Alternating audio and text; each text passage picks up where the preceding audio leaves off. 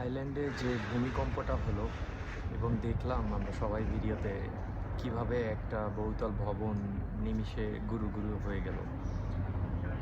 আসলে এটা ভূমিকম্প হোক আর যাই হোক, এটা একটা আমাদের জন্য আসলে একটা জাস্ট উদাহরণ বা হচ্ছে সংকেত।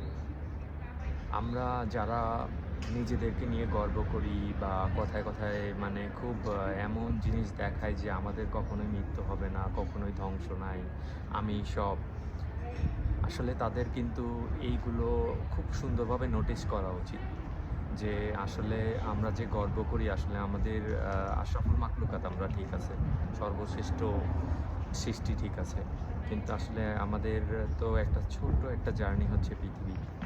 আমরা যাই করি না কেন এক সময় কিন্তু আমাদেরকে লং টাইমের জন্য যেতে হবে হচ্ছে কবরে, এবং ওইটাই আলটিমেট প্লেস আমাদের। তো আমরা এই ভূমিকম্প থেকে অনেক কিছুই শিখতে পারি। ওইটা কিন্তু অনেক ইঞ্জিনিয়াররা অনেক প্ল্যান করে অনেক সুন্দরভাবে বানাইছিল, এবং ওইটা বাংলাদেশ না যে লোকজন হচ্ছে আপনার বাঁশ দিয়ে দিছিল রডের পরিবর্তে, সিমেন্ট দিছিল 4 নাম্বার 5 নাম্বার, হ্যাঁ, বালুর পরিমাণ বেশি ছিল। আসলে এরকম না।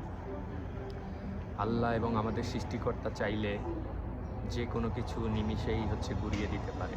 সো আপনি আমি যে এত কিছু নিয়ে ভাবি, আগামীকালকে তো দূরের কথা, আজকে একটু পরে বাঁচবো কিনা তার গ্যারান্টি নাই।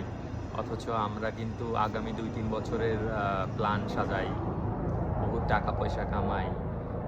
দেখবেন এক সময় আপনি 2 নাম্বারি করে টাকা পয়সা কামাবেন, তারপরে দেখবেন যে এটা আপনার হয়তো উত্তরসূরিরা খাবে, আপনার কথা একবার মনেও করবে না, কবরে গিয়ে দোয়া কালাম করা তো দূরের কথা, একটা লাথিও দিবে না।